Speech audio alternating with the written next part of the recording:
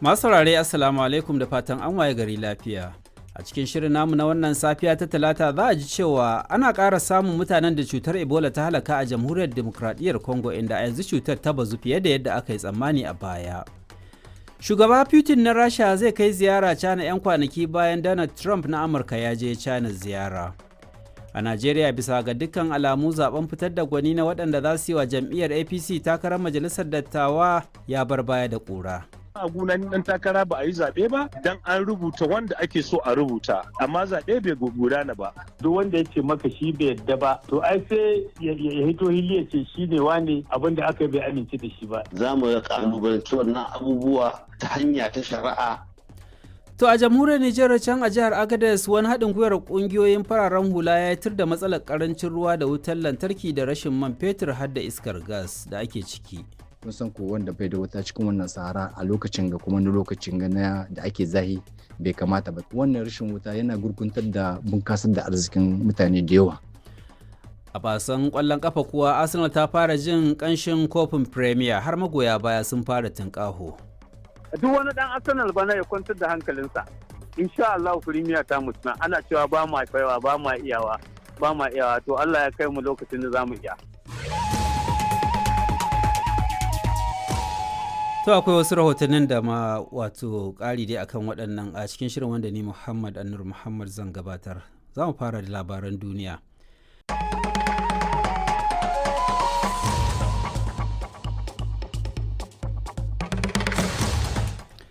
Masu saurare Assalamu alaikum barkamu da saduwa a wannan shiri na hantsi na ranar Talata wanda a cikinsa za a ji cewa an ƙara samun mutanen da cutar Ebola ta halaka a Jamhuriyar Demokradiyyar Kongo.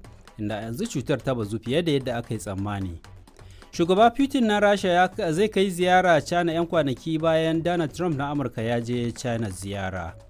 Ƙungiyar Kiristoci ta Najeriya kan ta bayyana sace ɗalibai da malamai da jami'an makarantu da aka yi a jihar Oyo da kuma jihar Borno da cewa abin kunya ne ga ƙasa da kuma mummunar gazawar tsaro. Kamata gwamnati in za ta fita ta yaki mutanen ta yake su da karfinta ta yake su da duka zuciyarta ta yake su da duk wani abin da ta malaka su gane da cewa akwai gwamnati a kasa in ba haka ba za a ci gaba ana cutar yan kasa shi yasa yan kasa ma suna gan kamar babu gwamnati. Burin Arsenal na daga kofin gasar Premier a bana na dab da tabbata ko a yau in ba san matsi ba. Muna kokarin kaiwa ga wata nasara ne wanda muka rasa ta shekara 22. Yau muke so mu same ta domin min bawa marɗa kunya. Duk wani dan Arsenal bana ya kwantar da hankalinsa. Insha Allah Premier ta mutuna ana cewa ba ma kaiwa ba ma iyawa to Allah ya kai mu lokacin da zamu iya.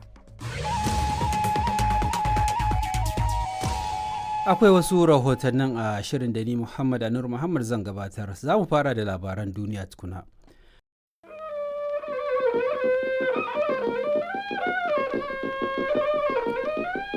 Sashen Hausa na BBC ke magana akan mita 13 da kuma wasu tashoshin FM a wasu ƙasashe na Afirka. Masu saurare Maimaicin Abdulmumin ke muku sallama a cikin shirmu na karfe 3 daidai agogon Najeriya da Nijar wato 2 daidai agogon GMT da Ghana. To a cikin shirin za a ji hukumar lafiya ta WHO ta tashi haikan wajen ganin ta tallafa wa Jamhuriyar Demokradiyyar Kongo domin shawo kan annobar Ebola da ke barazana ga lafiyar al'umma. Ministan kudin Isra'ila mai tsatsauran ra'ayi Bezalel Smotrich ya ce ya samu labarin cewa kotun ICC na neman sa. A Najeriya kuma masana harkokin siyasa ke tsokaci kan kalaman caccaka da gwamnan Kano Abba ya yi kan tsohon mai gidansa Rabi'u Musa Kwankwaso. Bai kamata a ce shugabanni suna wa junansu habaici da bakaken maganganu ba. Wannan gaskiya yana da hatsari ta wajen tunzura siyasa musamman kaga a nan Kano. A jamhuriyar Nijar kuma za a je an rataba hannu kan wasu sabbin yarjeniyoyin haƙa da fitar da man fetur tsakanin ƙasar da kamfanonin China. Mun yaba kuma muna ƙara musu ƙarfin gwiwa. To sai dai a kiyaye. Shi rubutu daban kuma zartarwa daban. To ya kamata yanzu gwamnatin Nijar su bi sau da ƙafa a zartar da wannan alƙawalla wanda ƙasar China ta ɗauka. Muna ɗauke da wasu rahotannin sai dai kafin mu je ga rahotannin ga Rabi a takabin ranka da labarai.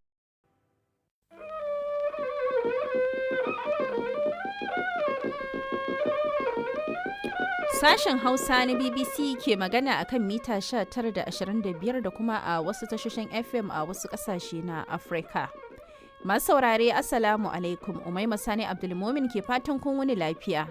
A cikin shirinmu na karfe 8:30 agogon Najeriya da Nijar, wato 7:30 agogon GMT da Ghana. To a cikin shirin za a ji ƙwararru a fannin kiwon lafiya ta Hukumar Lafiya ta Duniya na cewa akwai yiwuwar adadin waɗanda suka kamu da cutar Ebola su ninka nan da 'yan kwanaki masu zuwa a Jamhuriyar Demokradiyyar Kongo.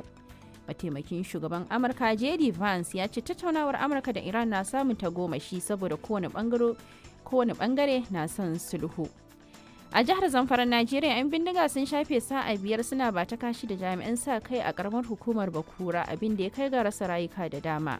Babu lokacin da suka kai farmaki sama ga mutum 20 da mutuwa. Yanzu sofa an yi mu mutum 10 sallah, sannan sama ga mutum 40 sun yi misil. Suna raye ba su raye, Allahu alam. A jihar Kanan Najeriya hankali ya tashi haikan bayan samun wani malamin makaranta da ake zargi da lalata da wasu ƙananan ɗalibai mata guda 4.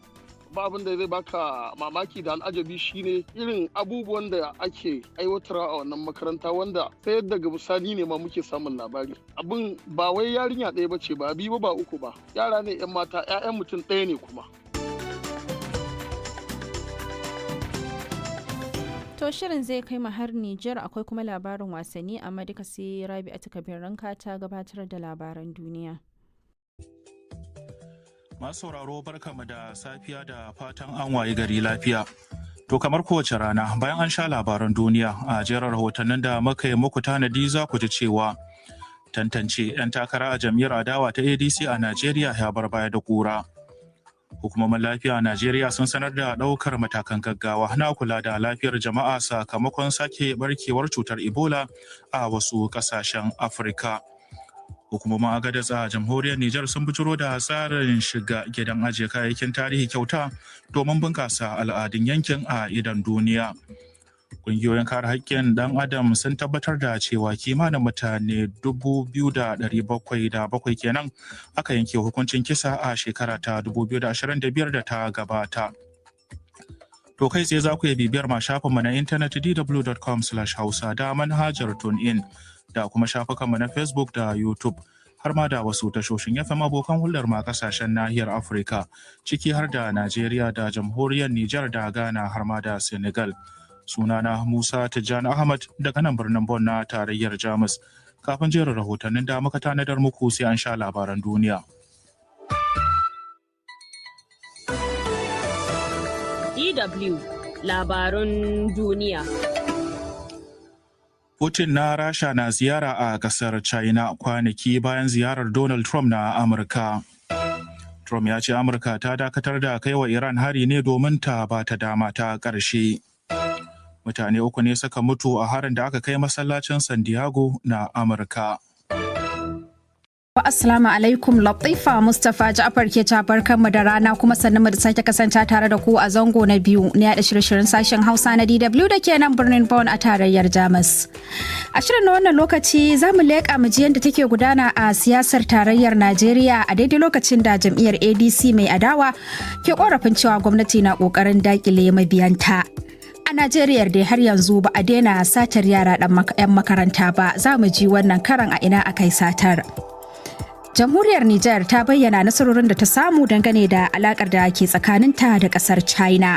Muna tafi da shirin duniya mai yayi da lafiya jari da wasiƙunku da kuke aikowa, kafin daga bisani mu karanto wasu daga cikin ra'ayoyinku da kuka bayyana dangane da rahotannin da muka gabatar muku. Amma duka wannan za su zo muku bayan Abdullahi Tankwabala ya karanto labaran duniya.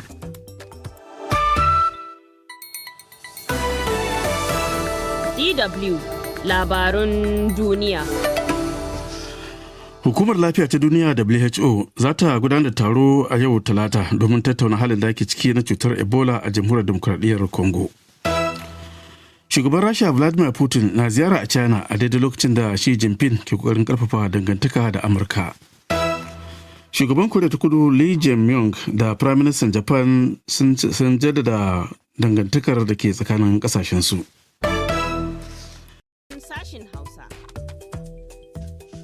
Masu sauraro Assalamu alaikum, Latifa Mustapha Ja'afar ke barkanmu da yamma kuma sannan mu da sake kasance tare da ku a zango na uku kana na karshe a jerin shirye-shiryen da muka saba gabatar muku daga nan sashen Hausa na DW da ke birnin Bonn a tarayyar Jamus.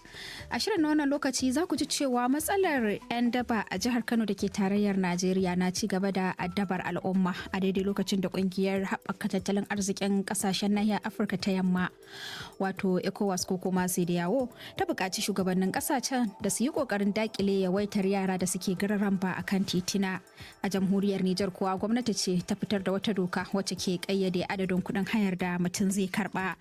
A ƙasar Mali fursunoni na fuskantar tsananin tashin hankali sakamakon tsananin zafi da ake fama da shi inda suka tsinci kansu a mawuyacin hali.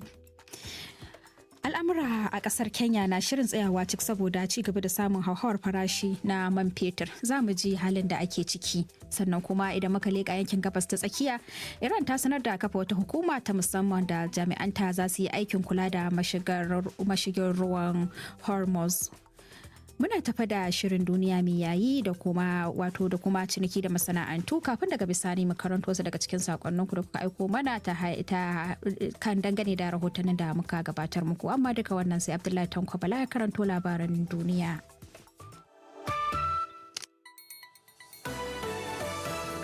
DW labarun duniya. Sakataren harkokin wajen Amurka Marco Rubio ya ce kungiyar lafiya ta duniya WHO ta makara wajen gano barkewar Ebola a Jamhuriyar Demokradiyyar Kongo. Shugaban ƙasar Rasha Vladimir Putin ya fara ziyarar aiki ta kwanaki 2 a China. Amurka da Iran na ci gaba da yi wa juna barazana, sai dai Trump ya ce Iran ta nuna buƙatar yin sulhu.